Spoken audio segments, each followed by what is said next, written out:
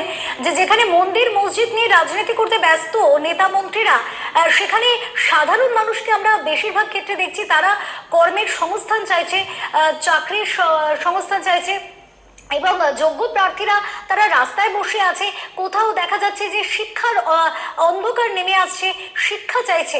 তো এই যে পরিস্থিতি, সেখানে ফারাক্কার মানুষের জন্য আপনি কোন বিষয়ে গুরুত্ব দিতে চাইবেন সর্বপ্রথম?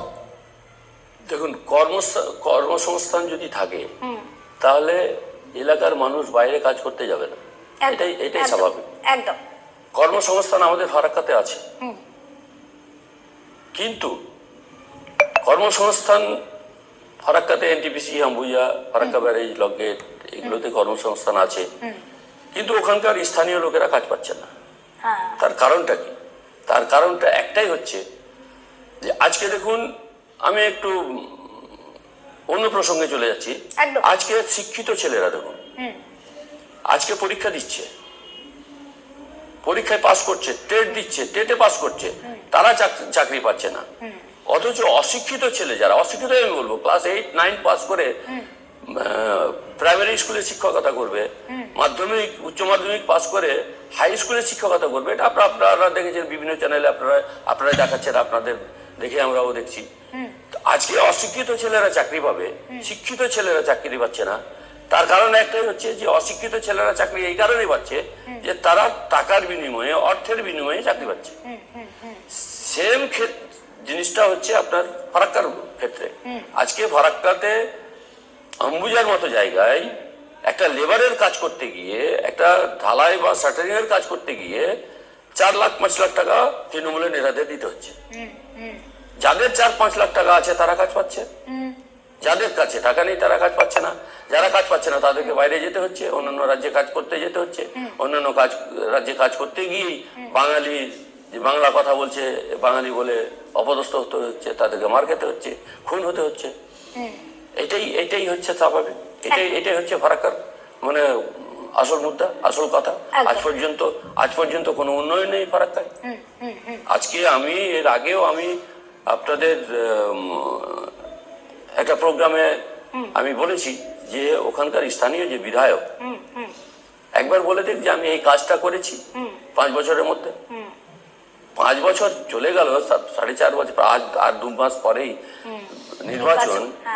তো এই 5 বছরের মধ্যে দৃষ্টান্তমূলক একটা কাজ বলে দেখি, আমি রাজনীতি ছেড়ে দেবো। এমএলএ, আমাদের ওখানকার এমএলএ, আমি চ্যালেঞ্জ করে বলছি, ওখানকার এমএলএ দৃষ্টান্তমূলক একটা কাজ বলে দেখ আমি রাজনীতি ছেড়ে দেবো। উনি প্রতিশ্রুতি দিয়েছিলেন 5 বছর আগে, আমি এনটিপিসির প্রজেক্টের 8 কিলোমিটারের মধ্যে আমি বিদ্যুৎ ফ্রি করে দেব।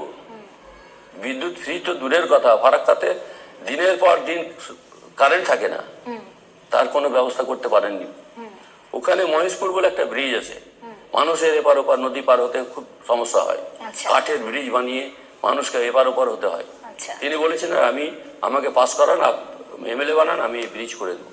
আজ পর্যন্ত তিনি একটা ছুঁচের মতো কাজ করেননি। তিনি আর বলেছিলেন কি যে পানীয় জলের ব্যবস্থা করে দেবো।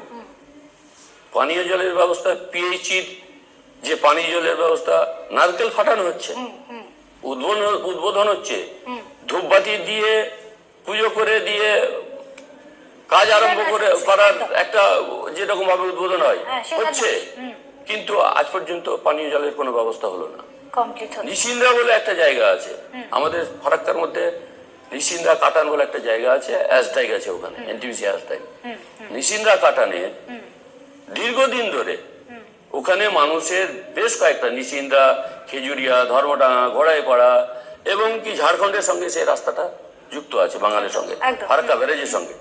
ওই জায়গাটায় যে ব্রিজটা, সেই ব্রিজের কাজ আজ পর্যন্ত হলো না। 2-3 বার এই আমাদের বর্তমান বিধায়ক নারকেল ফাটিয়ে ওই জায়গাটাই তিনি কাজ উদ্বোধন করেছেন, কিন্তু আজ পর্যন্ত কোনো কাজ হয়নি। অর্থাৎ আপনি একেবারে বলতে চাইছেন যে উন্নয়নের আশ্বাস মানুষকে দেওয়া হয়েছে, উন্নতির প্রতিশ্রুতি মানুষকে দেওয়া হয়েছে, কিন্তু শিলান্যাস আর উদ্বোধন পর্যন্তই থেমে গেছে উন্নয়ন। তারপরে মানুষের যে আসলে মানুষের যে সুবিধাগুলো পাওয়া, সেখান থেকে তারা আজও পর্যন্ত বঞ্চিত। একেবারে হেদায়েতুল বাবু, এরপরে আমরা একেবারে শেষ মুহূর্তে চলে এসেছি, শেষ প্রশ্নে যাব।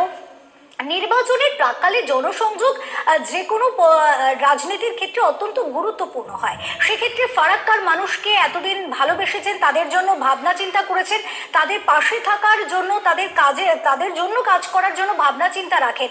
আজকে তাদের কি বার্তা দিতে চাইবেন? দেখুন, ফারাক্কা বলে না, সারা ভারতবর্ষে যদি কাজ করে, উন্নয়ন করে, তাহলে একটাই মাত্র দল হচ্ছে কংগ্রেস দল। আর সেই কংগ্রেস দল আমি করি। সেই শিক্ষা, সেই চেতনা, সেই মানুষের ভালোবাসা, মানুষকে ভালোবাসি, কংগ্রেস দলে থেকেই এটা সম্ভব। এবং একনিষ্ঠভাবে থাকেন। একনিষ্ঠভাবে আমি যবে থেকে রাজনীতি করছি, আমার মনে পড়ছে না যে আমাকে কেউ ডেকেছে যে কোনো কাজে, আমাকে পাইনি এরকম আমার মনে পড়ছে না। আমি ফারাক্কার লোকেদের জন্য আজীবন আছি, ছিলাম, থাকবো। আমি ফারাক্কার মানুষের যতটা পারি, আমার ক্ষমতার মধ্যে যতটা সম্ভব, আমি ফারাক্কার মানুষের উপকারে আসব, ফারাক্কার মানুষের জন্য কাজ করব। আমাকে ফারাক্কার মানুষ জানে, ফারাক্কার মানুষের ভালোবাসা আছে, আমি ফারাক্কার মানুষকে ভালোবাসি। আমাকে গোটা ফারাক্কার লোকে চেনে। আমি বিভিন্ন পদ নিয়ে আমি ফারাক্কাতে কাজ করেছি কংগ্রেস দলের। আমি রাস্তায় শুধু বলে না, আমি মানুষের দরজায় দরজায় গিয়ে পরিচিতি আমার আছে। আমি রাজনীতি করেছি, আমি দীর্ঘদিন ধরে এমএলএর সঙ্গে রাজনীতি করেছি, আমি অবজারভার থেকেছি, ভোট করেছি এবং দলের হয়ে কাজ করেছি। আমার কাজ হচ্ছে মানুষের সেবা করা, মানুষের পাশে থাকা, মানুষের অসুবিধার সঙ্গে যাতে মানুষ সুবিধা পায়, যাতে মানুষের আমি কাজে লাগতে পারি, উপকারে লাগতে পারি, আমার এটাই হচ্ছে আদর্শ। অনেক ধন্যবাদ হেদায়েতুল বাবু, অনেক ধন্যবাদ আপনাকে। আপনি এই আদর্শ যখন, যেখানে দল বদলের রাজনীতিতে ব্যস্ত আখের গুছোতে মানুষ, সেখানে 46 বছর ধরে একনিষ্ঠভাবে কংগ্রেসের আদর্শে অনুপ্রাণিত হয়ে তিনি কংগ্রেস দল করছেন। রাজনীতিটাকে ভালো করে বোঝেন, মানুষের চাহিদা বোঝেন, মানুষের পাশে দাঁড়াতে কসুর করেন না, নিজের সময় দেখেন না, সময়ে অসময়ে যখনই তাকে ডেকেছেন মানুষ পাশে পেয়েছেন। ফারাক্কার তথা মুর্শিদাবাদের সেই জননেতা হয়ে ওঠা কংগ্রেসের নেতা শেখ হেদায়েতুল ইসলাম ওরফে বুলবুল, যিনি মানুষের কাছে বুলবুল নামে পরিচিত, তাকে আজ আমরা আমাদের সাথে পেয়েছিলাম। আমরা কথা বললাম, ভোট আবহে এমন অনেক না বলা কথা আপনাদের শোনাবো, আপনাদের সামনে তুলে ধরবো। দেখতে থাকুন ওঙ্কার বাংলা।